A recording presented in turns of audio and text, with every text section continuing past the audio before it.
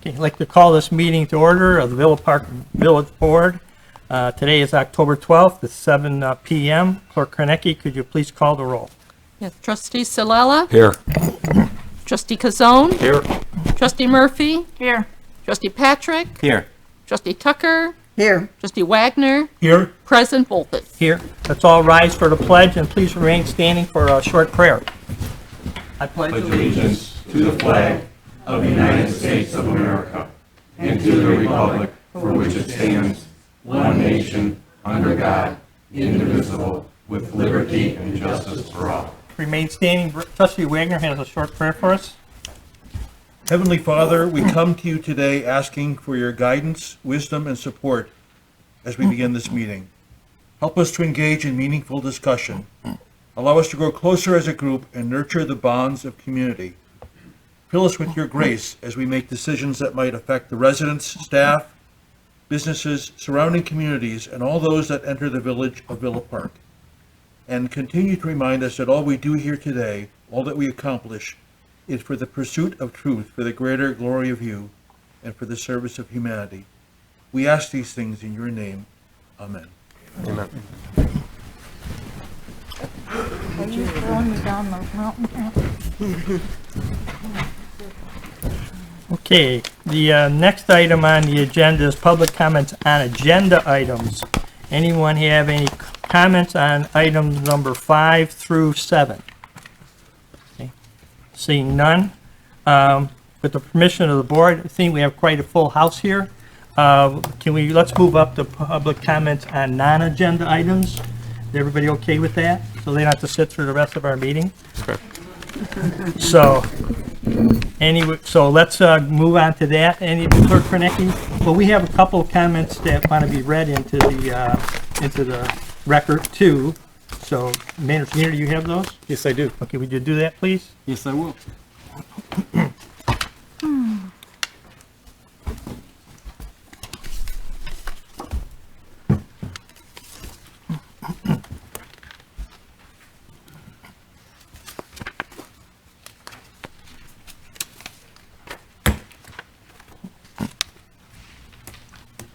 Your Honor and Board, the first email that I have in my hand is from Steve Erickson. It says, "Good morning, Board of Trustees of Villa Park. My name is Steve Erickson and I reside at 109 North Charles Avenue. I understand there is a board meeting today, October 12th, 2020. I have been eagerly awaiting to attend this meeting to voice my concerns about our street. Unfortunately, I will not be able to attend as I am currently in quarantine due to COVID-19.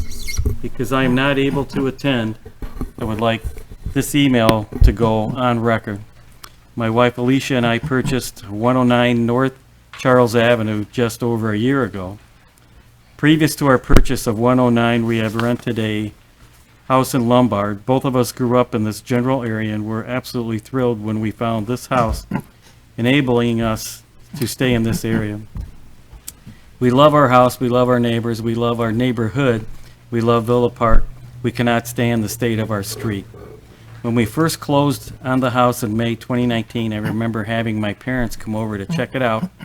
They loved it and felt it was perfect for Alicia and me. When I spoke to my brother shortly after my parents saw the house, the first thing he mentioned to me was that Mom and Dad said they loved the house, but if he were to come over to make sure to take his SUV and not his car, and to drive really slow because our street is pothole central. If any of you have driven down our street, you will see and probably even feel how terrible it is to drive on. At least during the day, you can try to avoid these mini Grand Canyons because you can see, but I dare you to drive it at nighttime. Our street is so bad that over the past year, I have come to master the treacherous pothole pathway to my house. It is almost an obstacle course minus the fun. The state of our street is not only a concern for our vehicles, but even more importantly, it is a safety concern. Alicia and I are both active people, enjoy being outside running, biking, and doing CrossFit-like workouts. If you are not looking down at the street while running or biking, you are at risk of falling into one of these craters and turning an ankle or flipping over your handlebars or worse. In turn, if you are focused on the street below, how can you pay attention to the traffic on the street. As we adults think about how much more dangerous it can be for the kids in our neighborhood. In June 2019, when we moved in, we were under the impression that the street was going to be replaced before that winter, before there were flags and stakes marking gas and sewer lines, sewer and water lines. Obviously, that did not happen, and the flags and stakes stayed through the snow. Then this spring, we received a letter stating the street would be replaced, and questions were asked about replacing sidewalks, driveway, and approaches and sanitary lines. That was due back before 6/1/2020. Shortly after the letter deadline date, more flags and stakes were put in everybody's yards, leading us, my wife, myself, and my neighbors, to believe that the street, sidewalks, and sewers were going to be replaced this year. Bring us to September 2020, and the flags and stakes are no longer in the yards on our street, telling us yet again it is not getting done this year. And talking more with some of our neighbors that have lived here for several years to several decades, they have said they have been waiting for over 5 years for the street to be fixed, and that this should have been one of the first streets that was to be replaced when the citizens of Villa Park passed the road referendum in 2014, in which projects began in 2015. Now, a few weeks ago, the village came by and did some asphalt patching to fill in the crevices that make up our street. Patches on top of patches is not replacing the street as was promised 5 years ago. Don't get me wrong, that is better than nothing, but surely it is understood that these patches will not likely last through the winter due to snow plowing, and we will be back right back in the same situation or worse by spring 2021. I'd like to think I have a glass half full outlook, but in listening to my neighbors and now seeing a second construction season come and go without any real work being done or formal notification from the village of any delays, I would be lying if I said that I am not a bit concerned and wondering when it will be replaced. What I would like from our Board of Trustees is the plan to replace what was promised and firm dates as to when the construction replacement of our street, North Charles Avenue, will occur. I wish I could have been at the meeting in person to speak my views, and thank you for your time. Sincerely, Steve Erickson. In your honor, Board, the second email that I have is from Alicia Erickson. It says, "Good morning, Village of Villa Park Board of Trustees. My name is Alicia Erickson, and I live at 109 North Charles, along with my husband, Steve Erickson. Steve and I bought our house on Charles Avenue in May of 2019. There are many aspects of house that we love, but the feature we are most grateful for today is our finished basement. Since Steve was exposed to COVID-19 at work last week, this feature has allowed Steve to quarantine safely at home and allowed us to stay socially distant from each other. We are grateful that his first test came back negative, but we are taking no risks. We are awaiting a second negative test, which is why he cannot attend the meeting tonight. Because COVID-19 has such a devastating effect on our older populations, it is my duty as a citizen to step up and volunteer to be an election judge for this year's election. Unfortunately, my election judge training is tonight, which is why I won't be able to attend this evening's meeting. Today, I truly wish I could be in two places at the same time, since I cannot attend tonight's Board of Trustee meeting. I am sending this email as a substitute for my presence. As previously mentioned, we love our house, our neighbors, and village. I recently joined the garden club and look forward to meeting more neighbors. The library is amazing, and the little downtown area is really cute. We enjoy long bike rides on the Prairie Path, Great Western, and the Salt Creek trails. Steve and I also enjoy exercising at home and jogging around our neighborhood. For us to do any of these activities, we must leave the safety of our well-maintained property and brave the dangerous condition of Charles Avenue, which is full of cracks and potholes. We are aware that one of our neighbors brought you their concerns about our street at your last trustee meeting. The very next day, the village tried to patch the holes. This appears to be, a slapdash solution meant to appease the residents, and the patches won't make it through the winter and will further deteriorate. This solution was especially disappointing since we received a letter late spring saying that the street was scheduled to be repaired soon. I can only imagine what the people who performed this work must have been thinking, probably something like, it would be faster and more cost-effective to just redo the street. Please, this is a safety and health issue. We have neighbors with small children as well as elderly neighbors who have lived here for a long time. We do not want to get injured or have damaged vehicles due to the terrible condition of Charles Avenue, and we don't want our neighbors to experience any hardships either. To this end, I would like the village to set a date for our street to be repaired.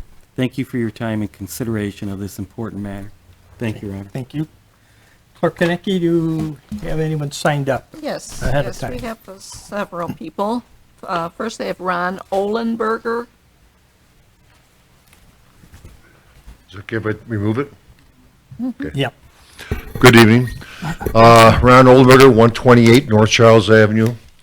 My main concern is, I moved in this wonderful village back in 1979.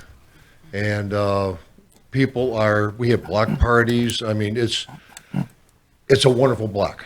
We've been going a long time ago if it wasn't for the neighbors and everyone that, there's a lot of friendship going on there.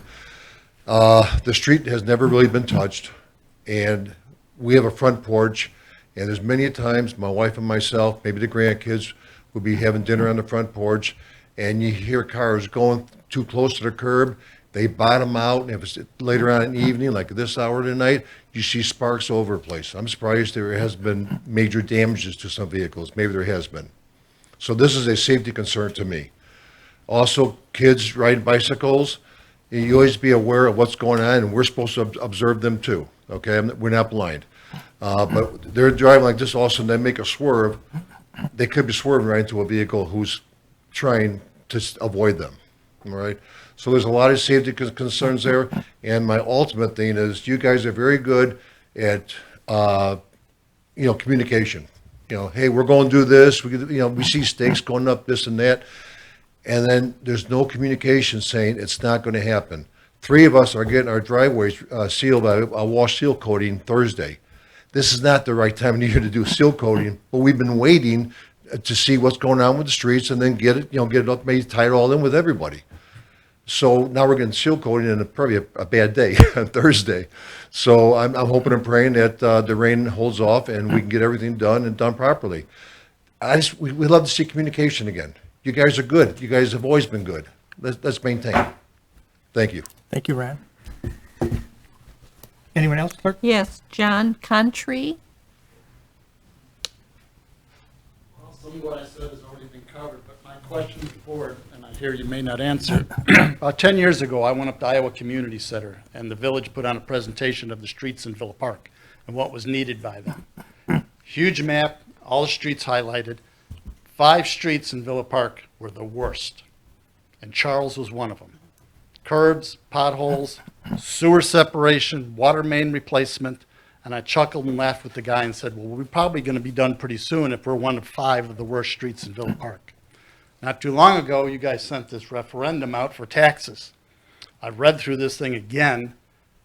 1 street in this brochure has been done that I can tell, Michigan Avenue. None of the other streets in this brochure have been done, but yet Asterisk Court and that area has been redone. Crescent's been dug up and a water retention vault put in. Not in this. At the moment, we're doing Plymouth and Vermont Street. I see sewers going in. Not in this. Where's the money from this, and is it getting spent somewhere else? Thank you. Thank you, John. Clerk Konecki? Okay, Charmaine Slack.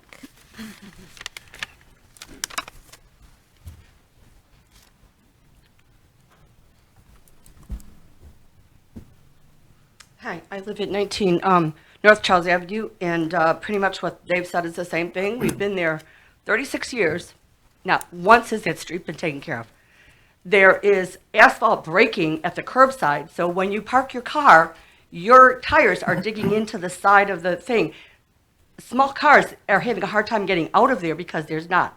Our driveway is concrete, but because the asphalt isn't up to it, I have now a big chunk that I have to drive over very carefully so I don't ruin my car.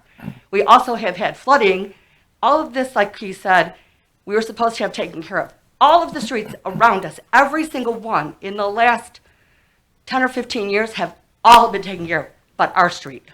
That's all I have to say. Thank you. Okay, thank you. Okay, we had about 2 or 3 people Yes. coming up. Did anybody else? And well, because Robert Smith wants to be the last one to speak, Okay. so whoever, oh, thank you. Thanks very much. Yeah, Gustine, Gus? Yes, ma'am. Okay, and what is your last name? Ross, ma'am. Thank you. How you folks doing on the panel? How you folks doing up there? All right. Nice to see you folks that showed up and came out. Young fella. You folks to my left here. Nice to see you folks come out. My main issue is, and my main concern is this here. Speak Pot- into the mic. There you go. The pothole. Folks at home want to hear you. Excuse me? Folks at home want to hear you, so you have to speak into the mic. Okay. Those potholes is one of the issues. The main issue for the Ross family and my next door neighbors is the sewage line. Whenever there's a rainfall, them sewage are bagged up. So apparently those pipes in the sewer is either blocked with dirt and debris, or they done shift.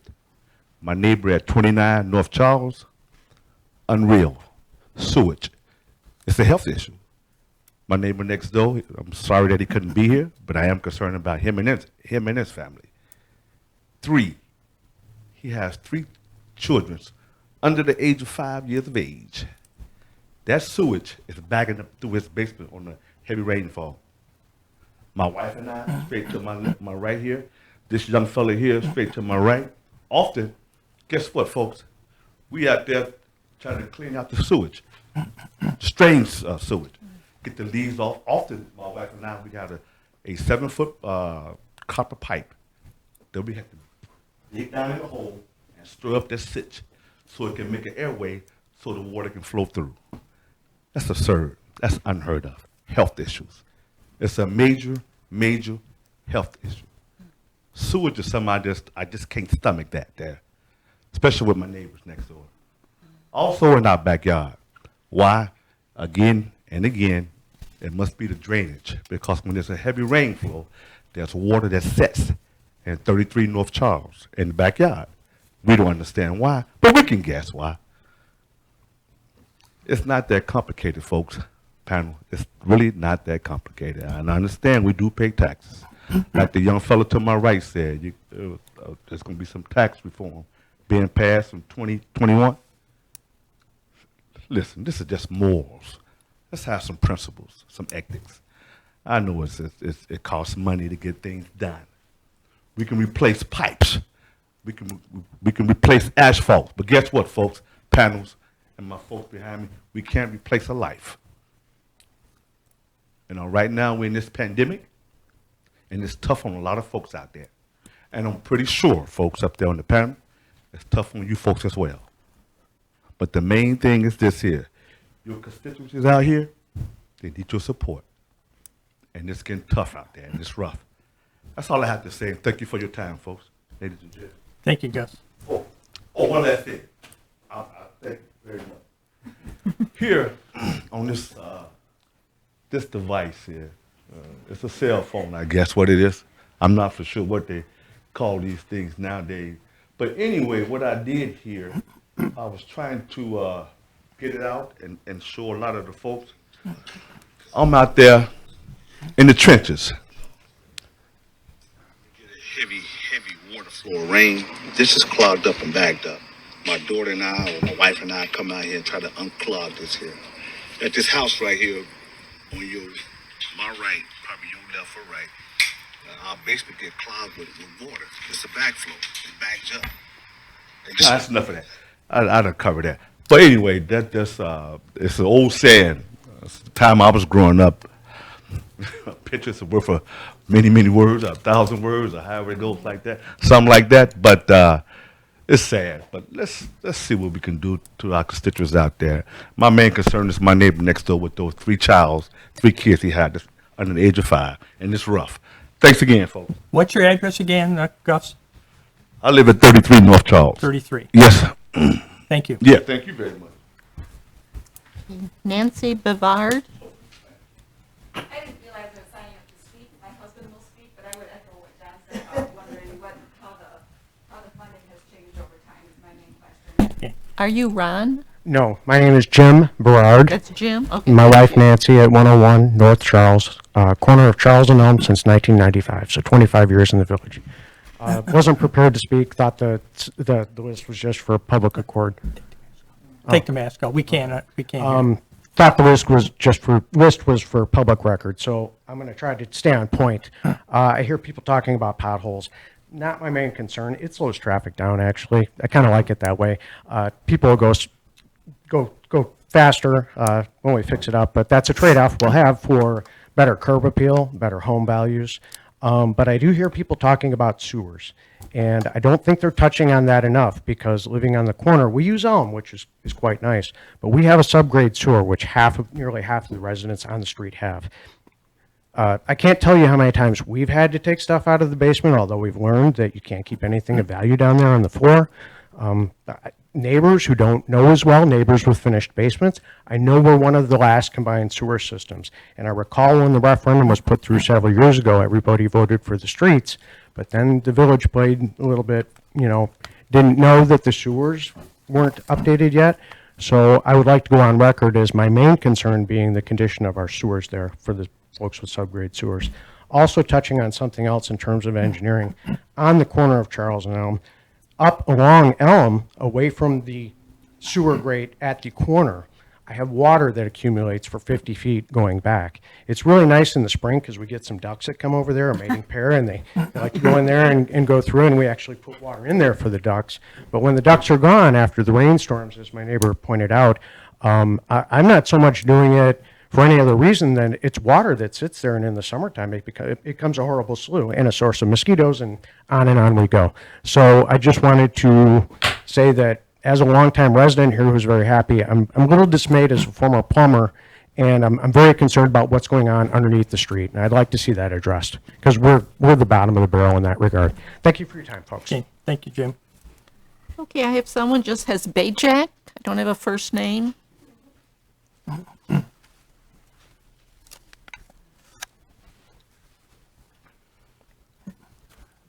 What's your first name?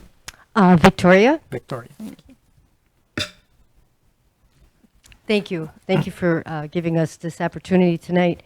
I have lived in Villa Park. My husband and I are going on, 3 years married, but I've been in Villa Park about 7 years, 8 years, back and forth. My husband has lived here mid-20s, 25, 26 years. I have seen when there are heavy rains here, people are talking about the sewer issues, and I would love to kind of refinish our basement so we do have living space, but every time it rains, we get water. It's sewage. We have a sump pump, and everybody in the neighborhood, you can hear them all start up when everybody's filling up with water. Yeah, that is a health concern. I mean, maybe once you can see it, but constantly, every fall. I think we're all kind of waiting for it to start this fall.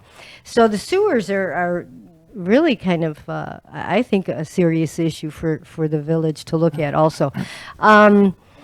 The other thing that I am concerned, my husband and I ride a motorcycle, and so to turn onto Charles from St. Charles is a hazard when you are on a motorcycle. The potholes there are, if you're taking a motorcycle course for riding and you need to learn how to swerve and stuff, it's good. But it's a hazard. It's a safety hazard. The other thing that I think is really a sad thing that I'd like to add also is when our grandchildren come to visit, they come from Roselle, Bloomingdale area. They don't have streets like here. Their taxes are about the same. My grandkids will ride the sidewalk. When the sidewalks are all lifting, they then go to the street And they say things like, Nana, I don't like your streets. They're too bumpy.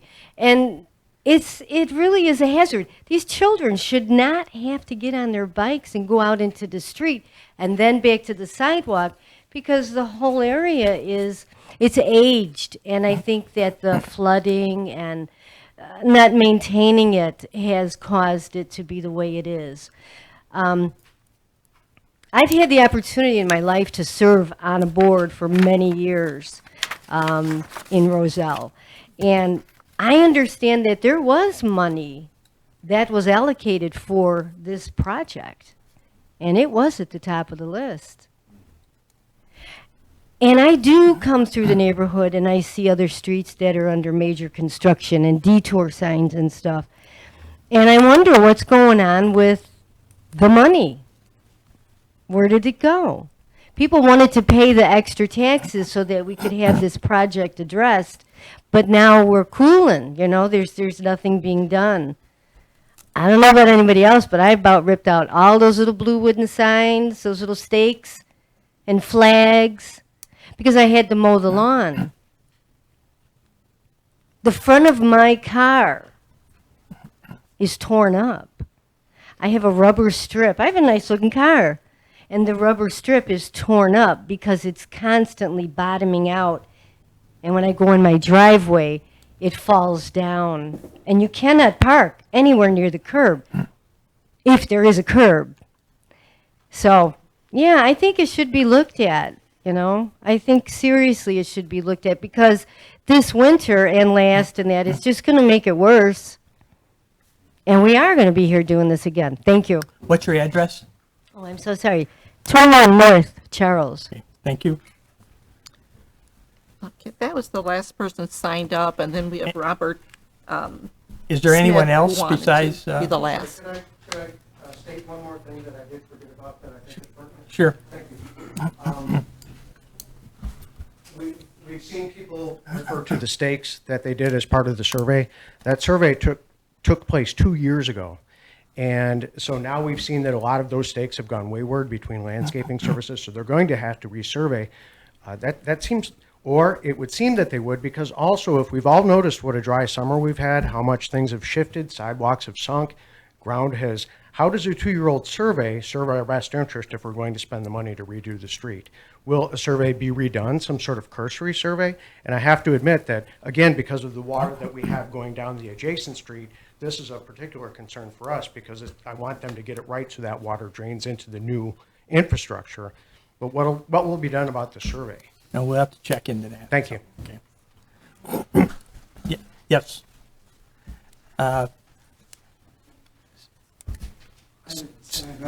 State your name and address, please.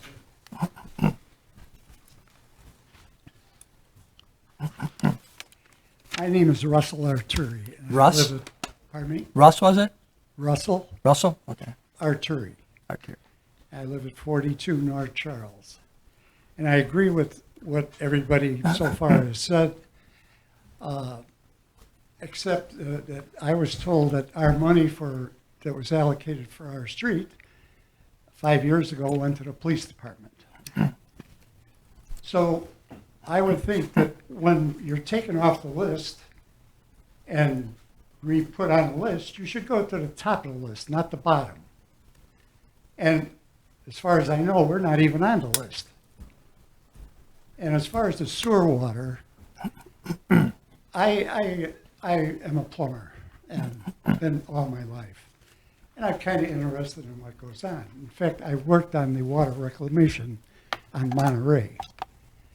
And in spite of what the village says, there's times when the sewer is shut off, because I watched the water rise 2 feet, flood everybody's yard, and an hour later, miraculously, just goes down. Now, you tell me how that happens without shutting something off. I have a crawl space under my house, and it was built in 1954. Well, apparently, in those days, they put the drain tile on the outside of the house and tied it into the sewer, okay? Well, guess what?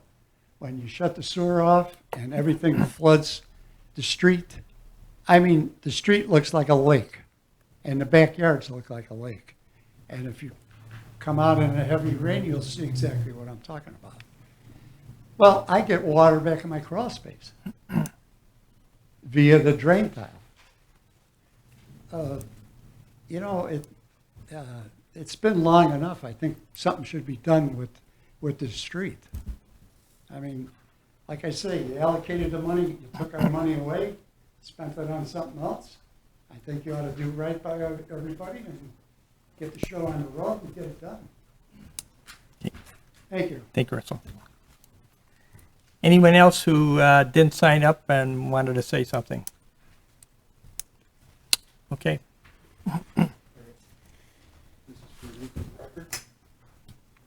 Oh, that's the pictures?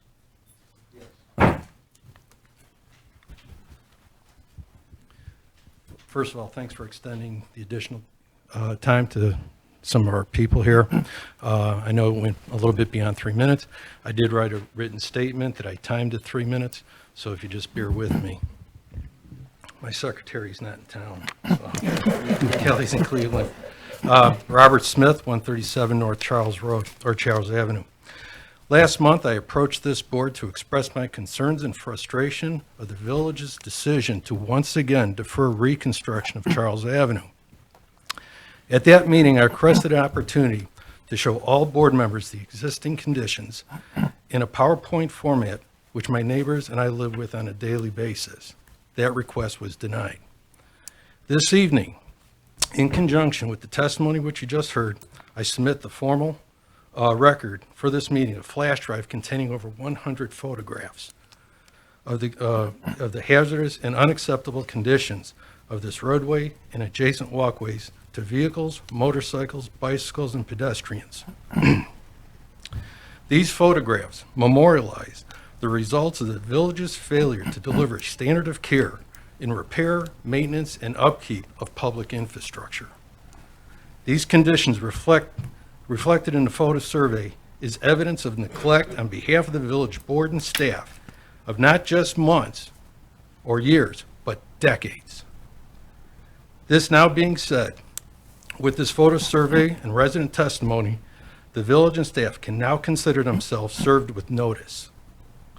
Going forward, should any person suffer bodily injury, property damage, or both, which is directly or indirectly related to conditions which are documented today, the village should prepare for claims seeking recovery.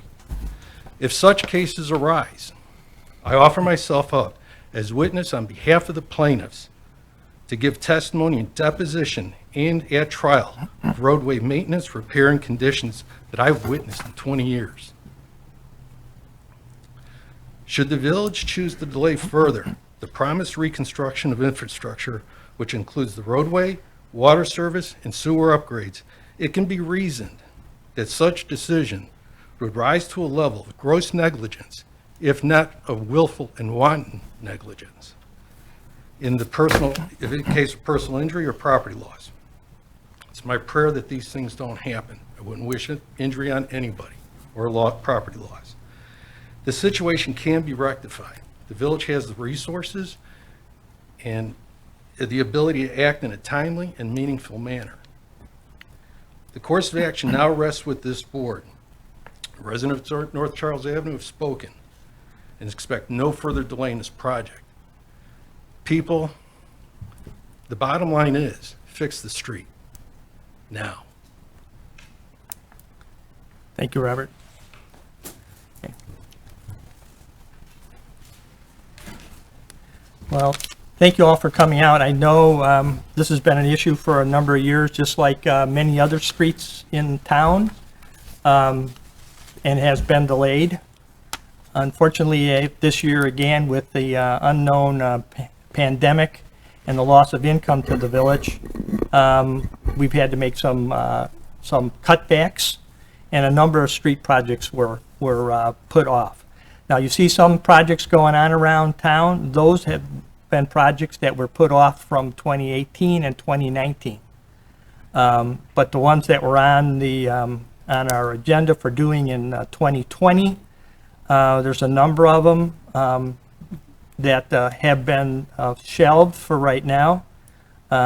Iowa, Michigan, and Stone to Vermont, Vermont from Washington to Harvard. Those are not going to be done this year. So I have a whole list of them that I went through, and you can go on the internet and look at the plans from 2019, what was supposed to be done in 19. Look at the plans, the capital improvement plans that were to be done in 2020, and you can see that almost everything from 2019 has been shifted over to 2020 because we were behind with some revenue even last year. So unfortunately, I know you want your street done right now, but it's economically and with the time of year, it'll have to be shifted over to 2021, hopefully. I really can't make any promises because I don't know what the financial situations are going to be.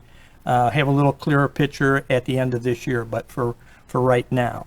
So I know you didn't want to hear that, but it is a big project. It's about $2.5 million with everything you want, the sewers and the water and the streets and the curbs and the sidewalks. So, and it's just not in the budget right now. Money's not available.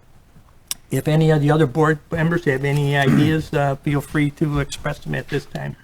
Trustee Patrick. Mr. President, would you be able to tell us what the list looks like and how it is ordered and structured from top to bottom?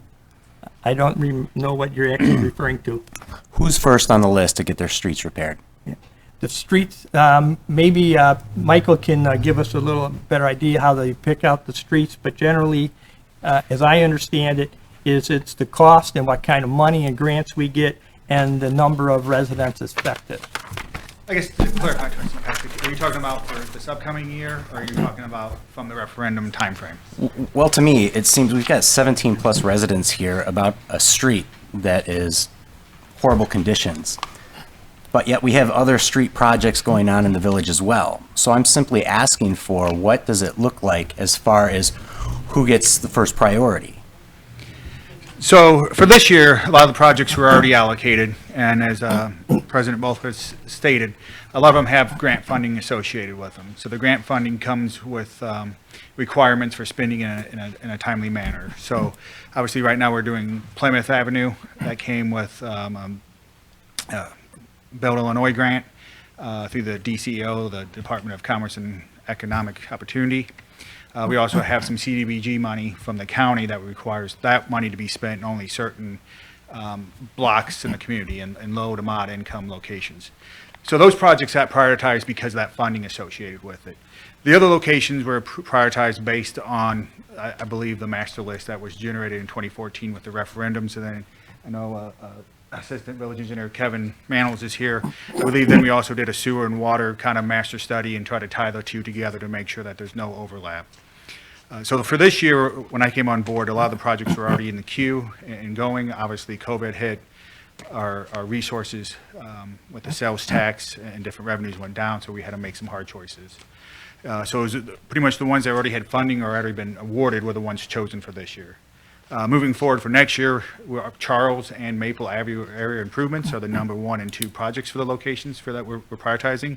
We do have 2 other projects that are moving forward at this time because they did receive CBDG money, and the county's looking to spend that, so they've asked to prioritize those a little bit faster, and that would be Harvard from Jefferson Pool to Plymouth, and then 3rd Avenue. I don't remember when this was 3rd. Hollywood Division. So those 2 have funding that was granted. So those have been prioritized. So those are the top 4 projects that we're moving forward. As President Bolfus has also stated, we're reviewing the budget and seeing where we're at in reserves to look at the other projects that are coming up on the master CIP. I know Wisconsin's on that list. We've heard from residents from Wisconsin. Washington area improvements are much needed, and then Myrtle. And then the final priority is based on phasing. So some of these projects, as stated here, we do have combination sewers. And to explain that, that's our storm sewer and sanitary sewers, one and the same. So when there's no rain, it acts as a sanitary sewer. When there is rain, the storm drains drain into it and all carry away at once. And that's why you experience the backup during heavy rains, is that sewer just cannot hold any more water. and so it stops draining until such time the rain has stopped and the system can relieve itself. So we do have several projects that require one project to go in advance of the others. A project like this would be Monterey, correct? Monterey or Myrtle? Myrtle? For Washington. Monterey. Monterey. Sorry, some of the projects. So we need to get Monterey done because that's our connector to a pipe underneath 83 to drain to Salt Creek. So we cannot do some of the other projects until that project moves forward because that's our first phase. Otherwise, we get into a situation like Jackson Pond where we have other phases completed before the first phase. So that is how we kind of prioritize, is depending on the importance of what phase that's at, so it ties to the other projects, and then where they're at, prioritize, and then funding. I understand that there's extenuating circumstances that affect plans going forward, but how are we communicating this to our residents and our public so that way they're not sitting around waiting, like kids waiting for Christmas to come? That's a good question. I think that's something we need to improve upon. Obviously, this year coming on with the transition and stuff, a few of those items kind of fell, but that's something that we can focus on and prioritizing. Obviously here, these residents got a survey indicating that was moving forward. Obviously that got cut as we saw revenues decline, and it probably wasn't very clearly communicated as we should. That's an improvement that we'll be working on moving forward. Thank you. Yeah, communication is a problem. And if you remember, Trustee Patrick, when we had the people here from Maple and Elm Street, and Pine, and Division, so we had as many people here for those streets too, with the same issues, so. Okay, anybody else from the board have any? I may have one question for the young fellow here. Maybe I didn't get to understand what you explained to Mr. Patrick. I'm guessing the actual question was, next available next year, is it going to be North Charles, or is it going to be Elm Street, or is it going to be 83? We got our hopes up get this stuff taken care of. Yeah, so right now, number one is Maple area improvements. We started the application for a loan, like a $2 million loan the village board has approved. And then Charles will be the second one in terms of funding. And then we have two other projects that do already have funding allocated. So those do have funding, so they'll move forward because we did get outside grant funding. Charles right now does not have any outside funding. It was all In-house. funded internally with village funds. And that's one of the complicating factors to this. Okay, does anybody else from the board have any questions? Some of these questions we can answer outside of this setting here.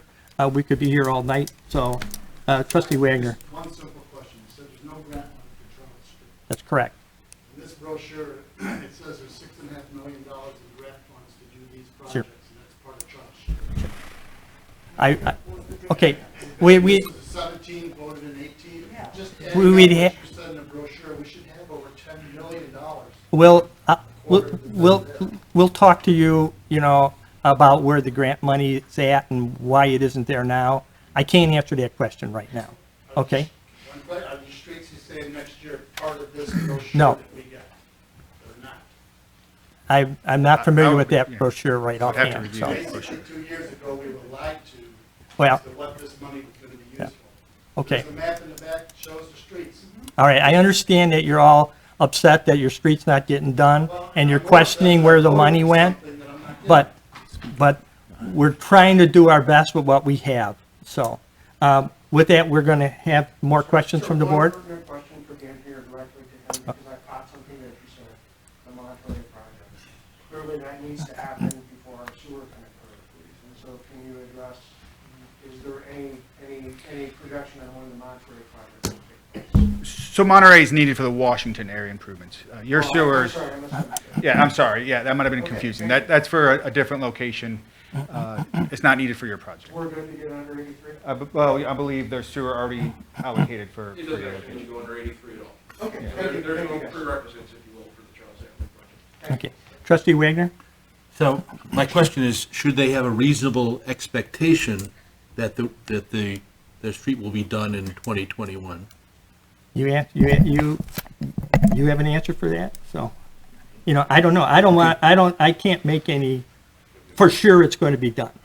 I don't know what the budget's going to be, what kind of money we're going to have. I don't see what kind of, if we have any other grants or any other IEPA loans that we could possibly get. I understand this project did not meet the requirements for an IEPA loan. So that all works in. So, yes, Trustee Master Keener. Thank you, Your Honor. Yes, for this particular project, Your Honor, board and folks at home and here. So, excuse me. So when the COVID hit in March, our financial situation went from stable to unstable. Our estimates were that by December 31st, we were going to be losing as much as $9 million. And so we did various changes to what we were doing so that we could, quite frankly, survive. And what we did is we delayed projects, we delayed hiring folks. Anybody who retired or resigned, we did not replace. And right now in our police department, as an example, I think we have 4 vacancies, including a deputy chief of police, that we're probably not going to replace until 2021 or so. So from that point, as the restaurants and the gaming did not occur and the sales tax plummeted, quite frankly, and you can tell what's happening around the region by taking a look at the Metro parking lot. We probably have a capacity of 400 or so vehicles in that parking lot. And if you go there tomorrow morning, you'll probably see 3. So you know that the folks in Chicago that live here to go to Chicago to work, they're not going. They're at home working from home. And we, on a weekly basis, check our revenues to ensure that they're coming back. And so as of September 28th or so, we're about $800,000 below 2019's revenues. And you may not quite understand what I'm talking about, but we gauge on a previous year on the same period, and we take that and we do estimates to the year end, because we have to make all sorts of different financial decisions, including making bond payments, which includes principal and interest. We cannot miss those. And some of those are IPA loans, road loans, etc. We have ambulance leases that we have to make all this stuff work out. And so, as I mentioned, when this first started, we were looking at about a $9 million loss. Right now, we're looking probably close to $2.5 million if things come out the way we intend. Our sales tax is coming back a little bit, but I can also tell you, and President Bolthuis and I talk about this about every other day, have you seen our COVID numbers now for Region 8? They're all over 2,300 a day. And I think our 7-day rolling average, Your Honor, is 6.3? 5.9. So it's rising. And if you've seen and watched what's happening in Wisconsin right now, the Green Bay is running out of hospital beds. And so if we get closed down again, we're going to lose the fourth quarter. And we still have bonds to pay. We have probably right now, Marlene, are you out there? So we probably have about 134 days of corporate funds surplus on hand. And you're probably thinking, Keener, what does that mean? On a daily basis, pre-COVID, we went through about $63,000 a day in bills, just for the general fund. We're not talking the enterprise funds, which is water, sewer, wastewater. We go through about $63,000 a day. So right now, we probably have maybe 133 days of reserves, and that has come down from 157 last year and the year before. So we're spending our reserves to keep people employed. And just so you know, we've had to make some hard decisions, Your Honor and Board. We have not furloughed, we have not laid anybody off, we just haven't hired. Now typically in the summer, we hire folks to help with the ball fields, we hire folks to mow, we hire folks in engineering to go out and do GPS surveys. We hired people last year to paint fire hydrants so that they get painted properly and they function. We didn't do that this year. We could not do that. So we hired 0 interns.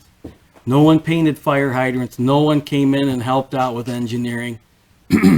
No one helped the parks. We went without. And it's very difficult right now, and it's very stressful. Thank you. Yes, Trustee Patrick. I'd just like to add one more thing, just to reiterate kind of what I said earlier today. I think our residents are reasonable and very understanding. They understand that things happen, but what we have not given them was communication. I think it's only fair that the village gives our residents communication on things like these, so that way they know exactly what's happening. So I think that is our area of improvement. Thank you. Communications. Okay, so that's all we have. We'll do the best we can.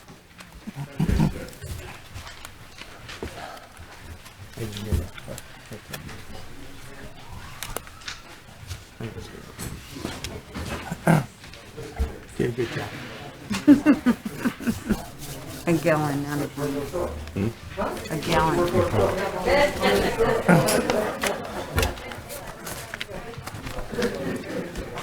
No, go ahead. You're welcome, anytime. Of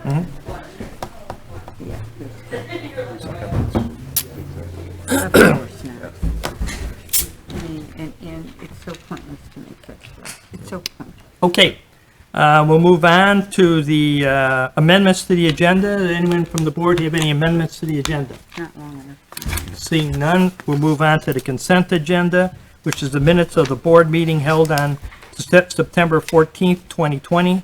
The bill listing for the weeks of September 14, September 21, September 28, October 5th, in amount of $3,191,115.64. Do we have a motion for the consent agenda? Trustee Kazal. President, I'll make that motion. Do I have a second? I'll Trustee second the Wagner? motion. Okay, thank you. Any questions?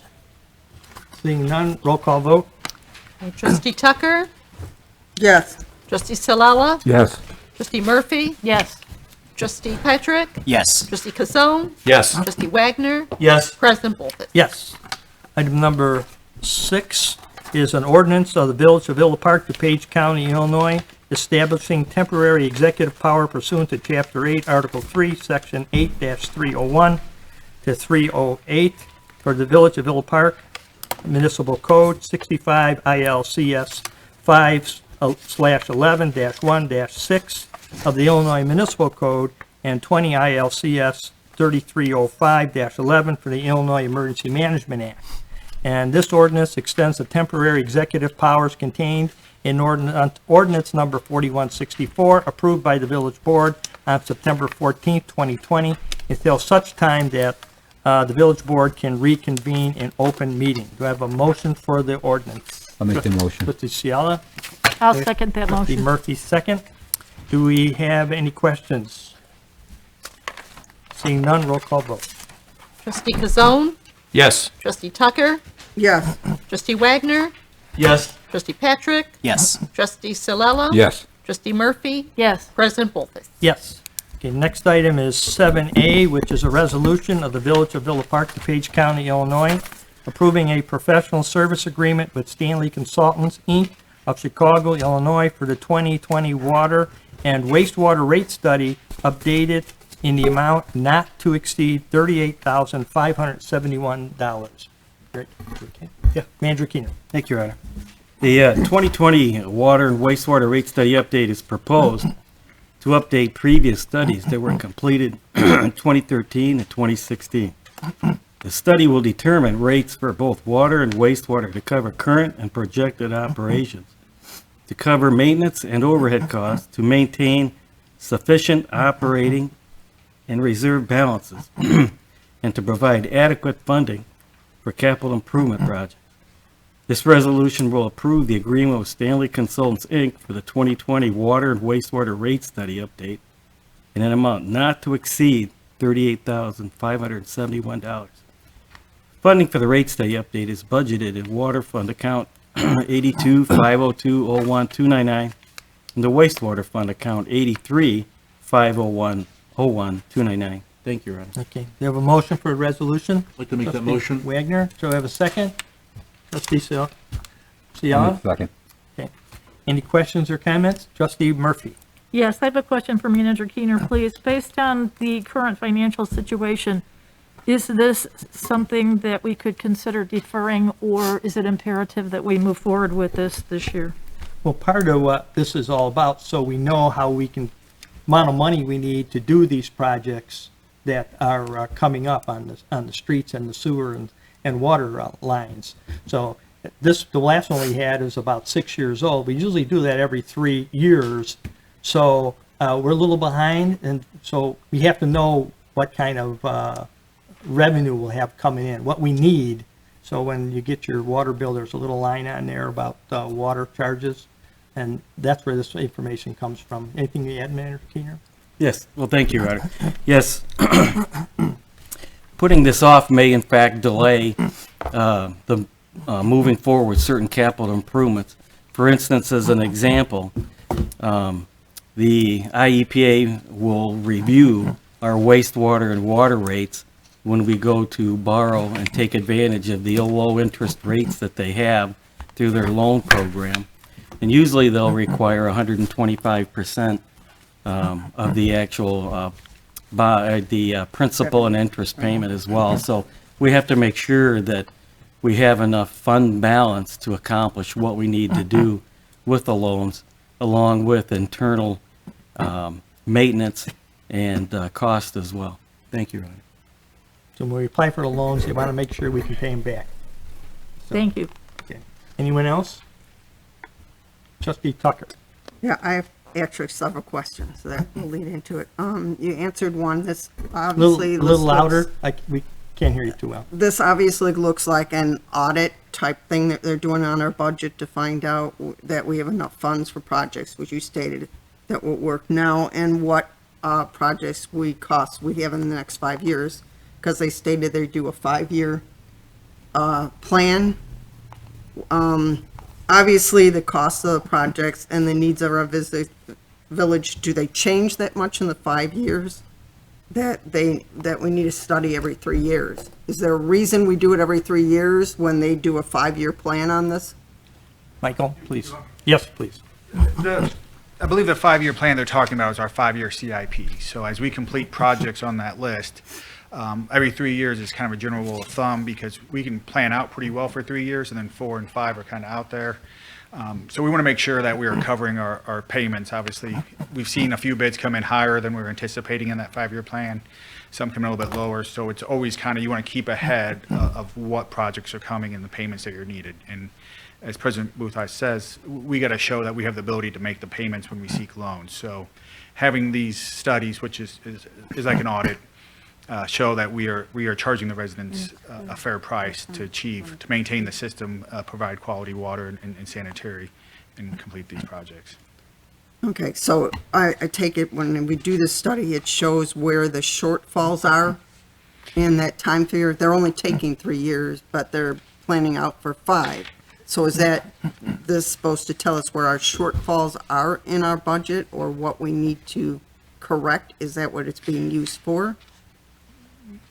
Manager Keener. Thank you, Art. That's a very good question, Trustee Tucker.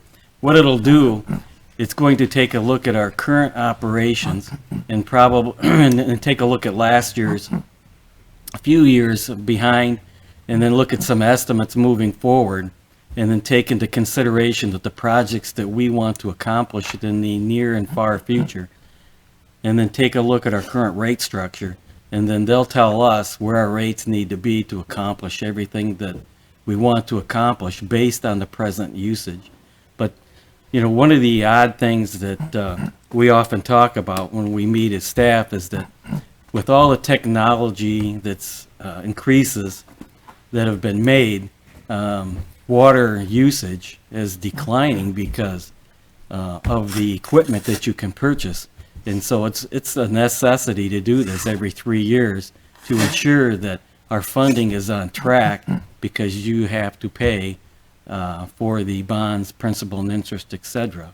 In fact, a very good example, Your Honor and Board, is Mike and I were just talking today And our water meters, some of them are as old as between 20 and 30 years. And I looked at Mike and I said, well, how much money are you asking for, Mike? And he goes, 2.5 million. And I said, we really need to do this rate study as quickly as we can. So, because we really need to take a look at changing out these water meters, because as these water meters age, they don't speed up. They slow down when they read the water, and we could be losing revenue. Thank you, Your Honor. And also, over the period of time, inflation on the cost of materials to do these jobs go up, and then they also can project in the future with built-in inflation rates. So, especially, the stuff that we use for the water and the sewers, that isn't the consumer price index increases. They generally go up faster than the consumer price indexes too. So, we got to make sure we stay up with the cost. Anyone else? Anything else? I got one more question Sure. for you. I know the residents aren't going to like this by the time we do the study, but I take it it's going to show us what rate, as you said, that we're going to need to finish these projects. It's also going to give us an idea of what the rate needs to be on the water to increase their bills. Because I'm sure they're not going to like that study when it's done. And will we have an explanation of why they decided that when they are done? So we can actually have a logical explanation of why their water bills are going up and the sewerage is going up because of this? Manager Keener? Again, that's a very good question, Trustee Tucker. Our rates are made up of many different things. It's not only internal, but it's external as well. And that's a great question, because we receive here in Villa Park our water from the DuPage Water Commission, which receives it from the city of Chicago. So when the water is removed from Lake Michigan, we're charged by Chicago, and then when we receive it from DuPage Water Commission, they add on a charge. And then when we look at it, we have internal costs as well to replace sewer mains and things of that nature as well. And all that gets put in a pot and built into the rates. And we're a very conservative body here in Villa Park, staff, and you as well, Trustee Tucker. And so we do not raise the rates unnecessarily. But over the last several years, I think all of us are aware that the city of Chicago has raised their rates. Not this last May, but I think they may, this coming year, May 2021, because they did not last year, and neither did DuPage Water Commission, so they stayed stable. But as we move forward, I think we do a pretty good job of communicating the rate increases, and I think doing this study will help us communicate that even further, because it'll show the projects that we're planning to do and how much funding is necessary to do those projects. Thank you, Your Honor. Thank you. Anything else?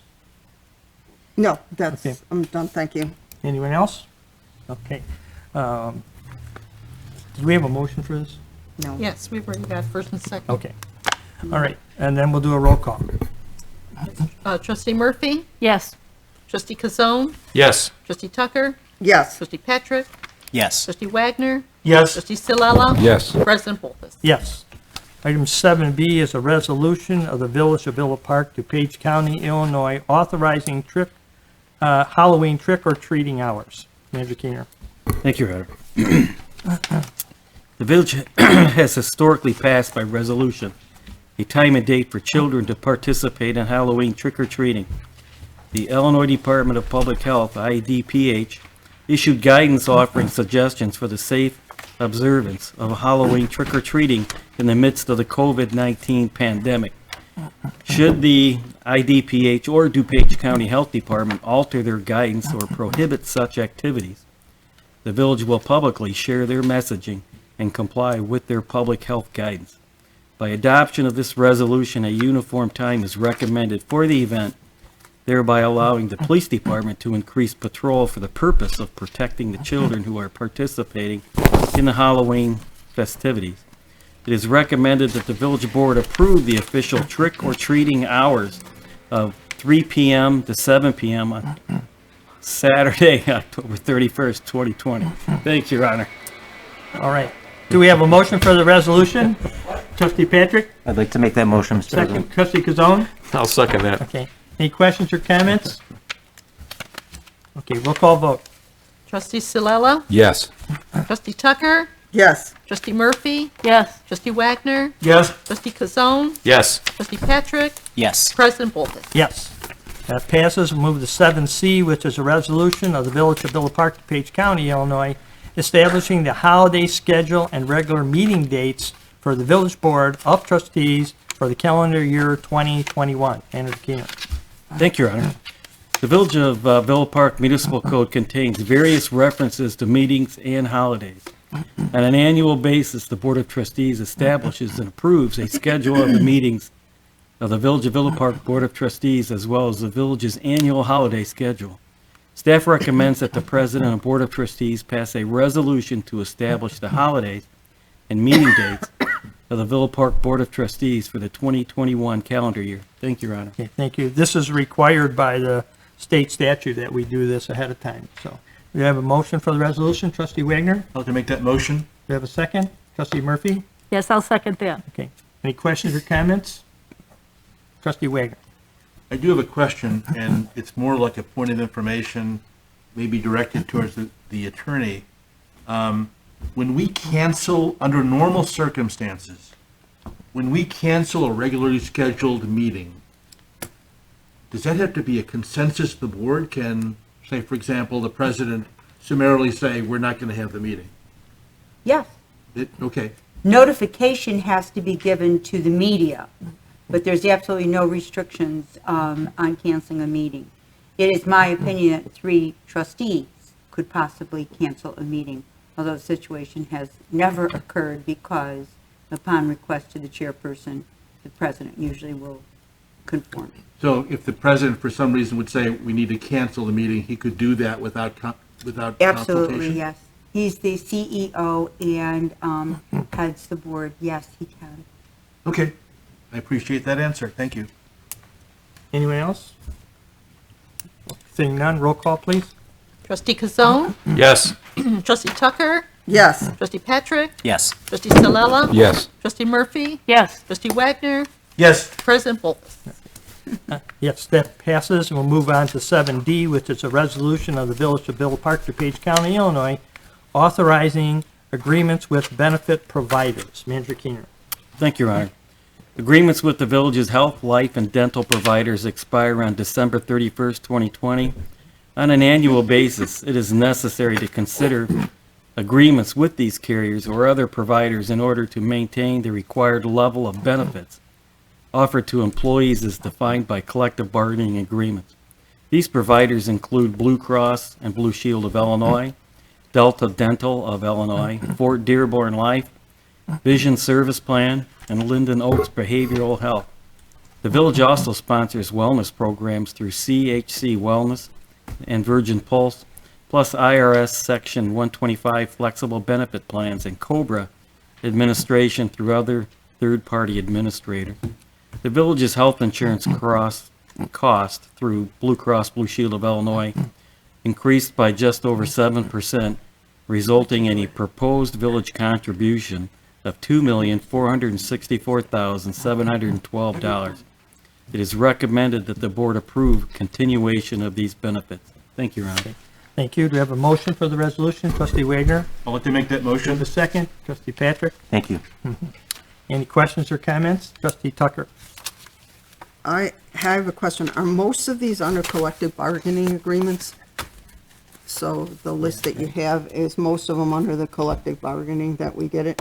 That's correct. And is the 7% an average this year, or is that what it's going basically across, that most things are?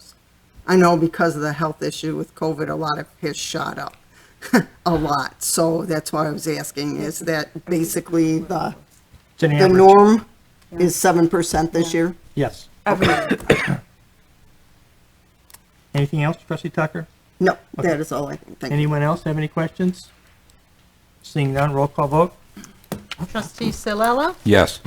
Trustee Murphy? Yes. Trustee Kazone? Yes. Trustee Tucker? Yes. Trustee Wagner? Yes. Trustee Patrick? Yes. President Bolton? That passes, and we'll move down to the clerk's report.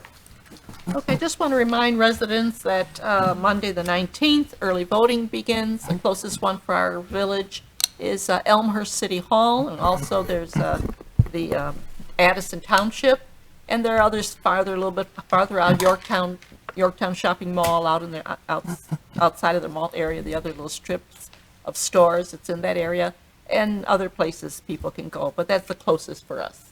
Just for information, thank you. Okay, thank you. You know the hours? Well, it's available on their website. Yeah, on the it's on the Election website. I know they Commission's start website. early. I believe it's like either 8 or even sooner. Yeah. Okay. That's the Election Commission, DuPage Election DuPage Commission County. website, so it'll be on there. We'll move on to the trustees report. Trustee Patrick? Thank you. I'd just like to say that Halloween is almost here, a very exciting time, especially if you have kids. I just ask that you have fun and you be safe and have a happy Halloween. Thank you. Thank you. Trustee Sala? No report this evening. Trustee Kazone? Just a couple quick things. Just a note that the Community Pride Commission, which meets on the fourth Tuesday of the month, is going to move the meetings from 5:30 to 5 p.m. Just to make it a little easier for some people to get there. So Community Pride meetings will be the fourth Tuesday of the month at 5 o'clock, and we are looking for commissioners. We're down to only 2 or 3 right now, so if anyone's interested in being on the Community Pride Commission, we'd love to have you. And the Economic Development Commission will be meeting Wednesday, October 21st at 5:30 up here in the Village Hall building. That's it. Thank you. Trustee Murphy? Yes, thank you. I have 3 things tonight very quickly. Thanks to the chamber for some awesome ribbon cuttings. We had one at the dispensary. It was really quite impressive. And also at Theater on Skates over in the SWAP building on North Avenue, which was also amazing. It was so much more than I ever would have expected or anticipated it to be. So if you have not been over there to check that out, it's really, really a great thing, and I would be very anxious to see that continue to grow. I also have a thank you to Public Works for progress on road construction, particularly on Park and the alley in that area. That's moving forward really very nicely. And I'm hoping to get an update on the status timeline for the road work on Michigan and School. You want to give that now, or you ready? Can you give it now? Go ahead. Go ahead. You want me to? No, we'll let him. He gets the big bucks. Yes, thank you, Trustee Murphy. Unfortunately, we ran into some delays on the Michigan project in School. Most notably, the delay is with regards to gas service lines. The gas service lines on both blocks, almost I think every house, we had about 50 relocations needed. And we've been kind of having some issues with NICOR to get out there to address them properly. We've had a meeting with NICOR about a little over a week ago.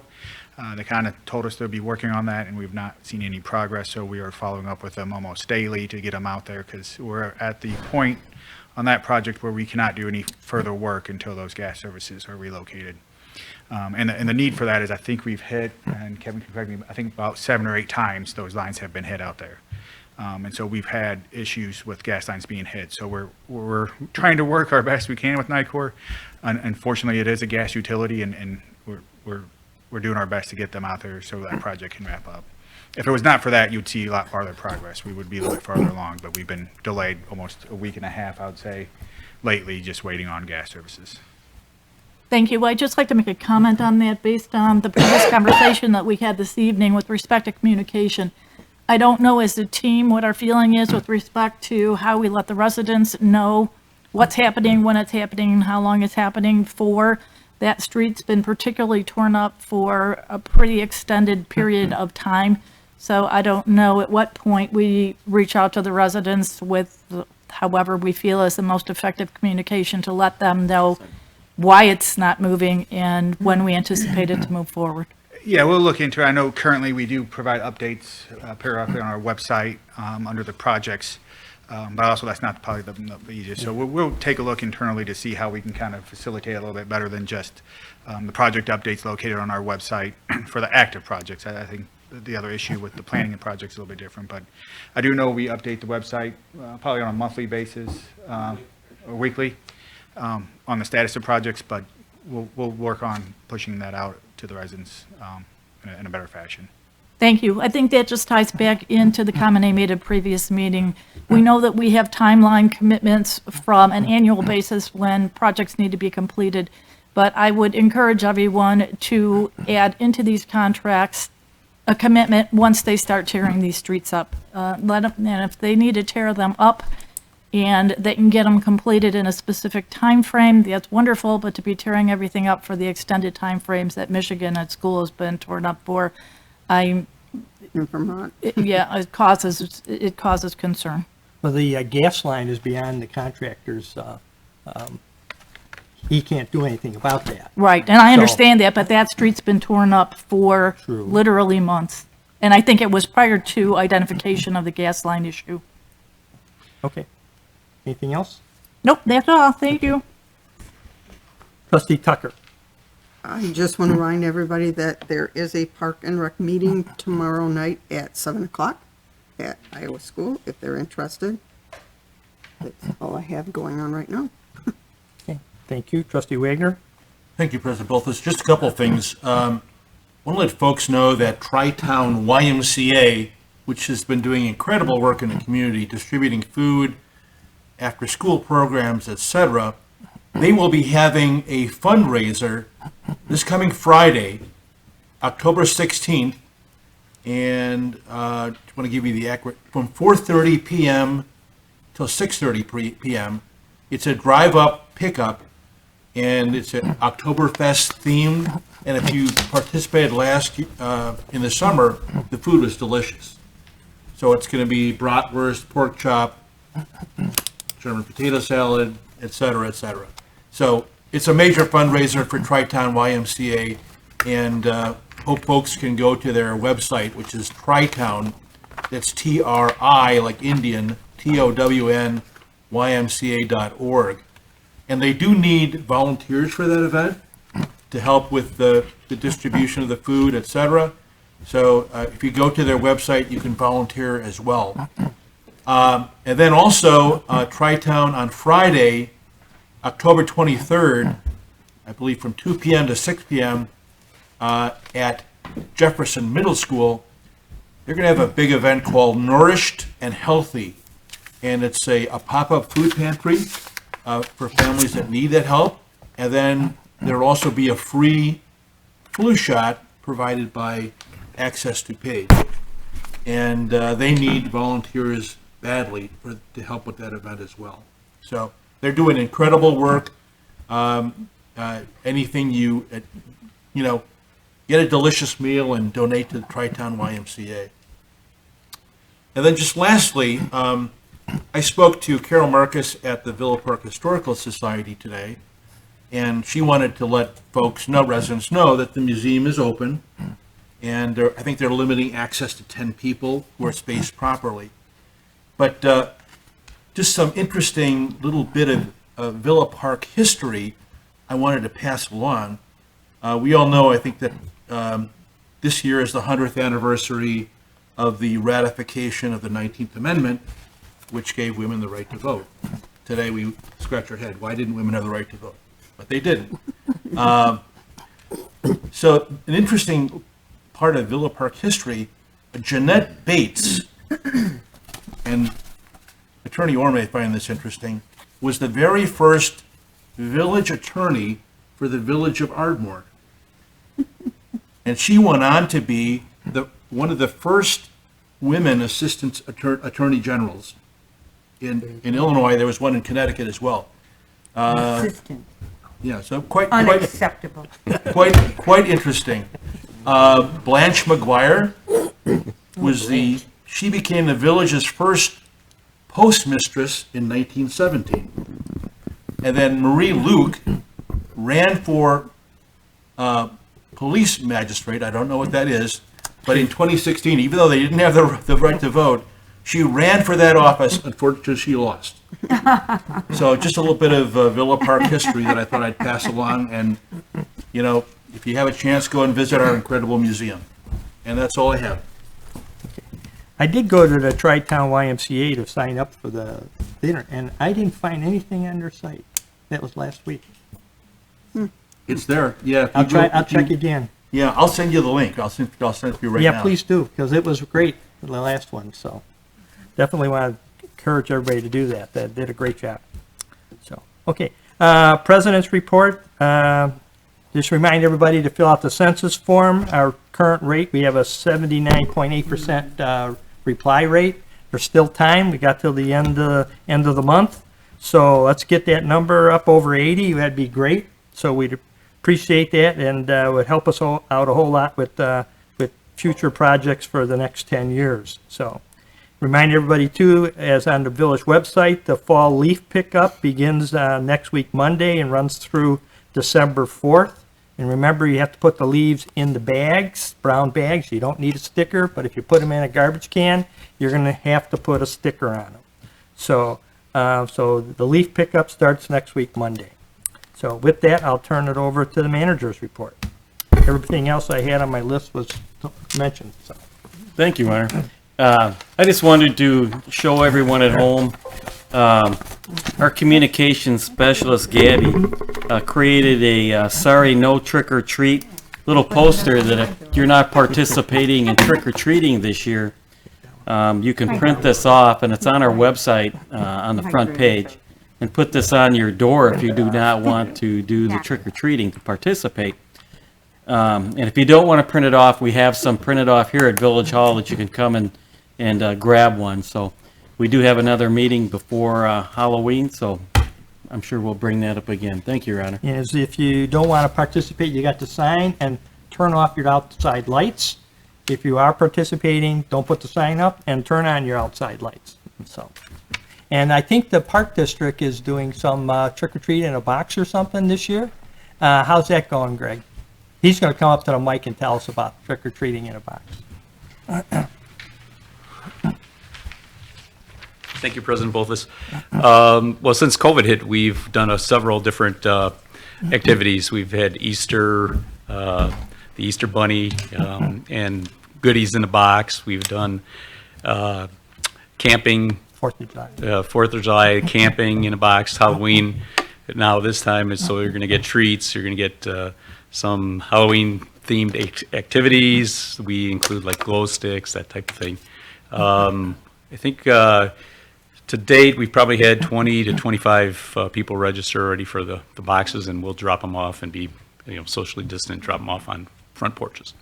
Great, thank you for doing that. It's been well received, all your other ones too, and I'm sure this one will be too. Residents that have participated really do appreciate it. You did a great job.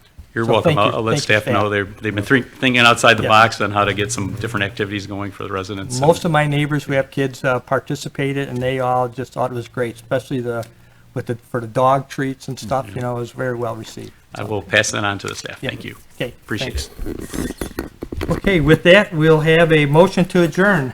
Trustee Stone, Mr. President, I'll make that motion. Trustee Ciela, I'll second.